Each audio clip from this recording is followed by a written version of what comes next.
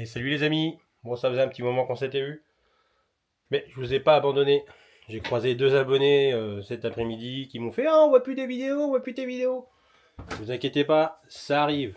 Elle se prépare. Alors au niveau d'avancement des travaux, je vous avais dit que j'avais fait une petite pause. De temps en temps, je revenais un petit peu à l'assaut.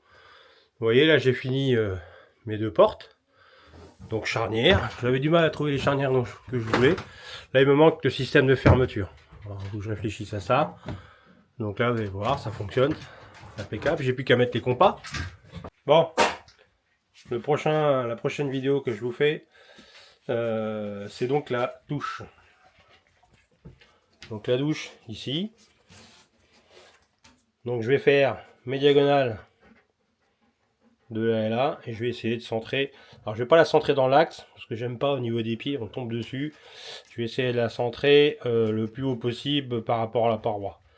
Donc pour ça, après je vais faire mes diagonales pour avoir ma pente, et puis je ferai mon calpinage. Dans un premier temps, il faut absolument que je renforce mon plancher parce qu'ici c'est un tout petit contreplaqué de 10 mm, c'est pas assez. Et après, pour faire ma pente, c'est simple. Donc une fois que je vais avoir renforcé mon plancher, je vais être obligé d'avoir une pente. Je vais mettre le siphon le plus haut possible à l'entrée du haut de la douche, qui va se trouver à peu près sous la robinetterie. Pourquoi? Parce que j'aime pas les avoir dans les pieds, j'aime pas avoir les bondes au niveau des pieds. On bouge le trou, enfin bref, c'est pas top, j'aime pas ça du tout. Donc toute la mousse elle vient à cet endroit-là. Donc elle va être légèrement décalée par rapport à l'axe de la diagonale de la douche. Donc pour vous faire voir ce que je vais faire, en gros, on imagine que ça c'est la cuve. Ici, donc il y a la bonde, et moi il me faut une pente. Bon, je vous la fais exagérément, mais ça va être ça.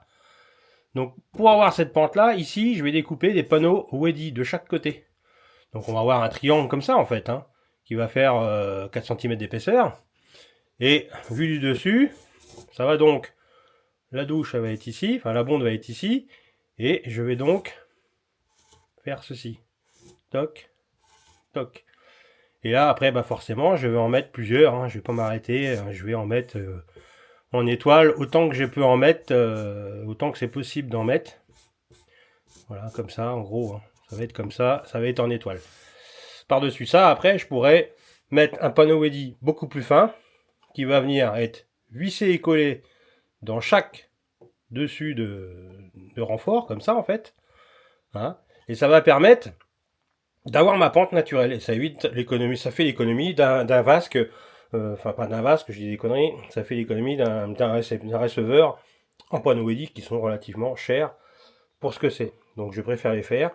C'est pas le premier que je fais comme ça fonctionne très bien. Après, entre les deux, une fois que c'est posé dessus, je vais recouvrir avec une feuille de fibre de verre que je vais résiner. Alors je vais mettre que 2 épaisseurs, j'ai pas besoin d'avoir une grosse épaisseur, c'est pour éviter la flexion.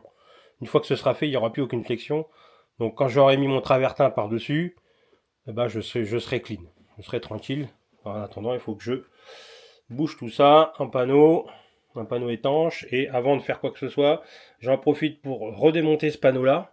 Je vais le découper ici, je vais le démonter. Pourquoi? Parce que là, en dessous là, je voudrais mettre mon tuyau PVC qui va ressortir à peu près à ce niveau-là. Enfin, par rapport à l'électricité, il va être à l'autre bout, mais il va même, non, je dis des bêtises, il va même être ici d'ailleurs, il va monter là. Et là, il y aura le col de cygne pour l'évacuation, enfin, du boucher au cas où, l'évacuation de la machine à laver. Parce que je vous rappelle que ici, la machine à laver, elle va être ici, et là où il y a le crayon, ça va être le mur de la douche.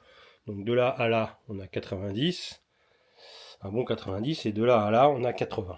Ce qui me semble correct comme douche, je n'ai pas voulu faire plus grand, parce qu'après ça me pénalise pour ma machine à laver et le reste de la petite penderie qui va être ici. Voilà. Donc je prépare tout ça, je me mets en place, et puis je vous montre au fur et à mesure. Forcément, vous, la vidéo, vous allez la voir que dimanche, forcément. Moi, le temps de vous monter tout ça. Mais là, aujourd'hui, nous sommes mardi, donc il faut que je me dépêche. Voilà les amis, je vous ai pas abandonné, les vidéos arrivent. Merci à ceux qui me suivent, qui se sont abonnés, je vous remercie beaucoup. Je vous montre ça le plus vite possible. Merci de porter l'intérêt à notre projet un peu fou. Mais je m'aperçois qu'entre fous, il y en a beaucoup plus que je ne pensais. Donc voilà. Allez, on se met au boulot. Alors je vous ai pas dit juste avant d'attaquer la douche, j'ai recalé le bus. Donc je l'ai remis sur des cales plastique.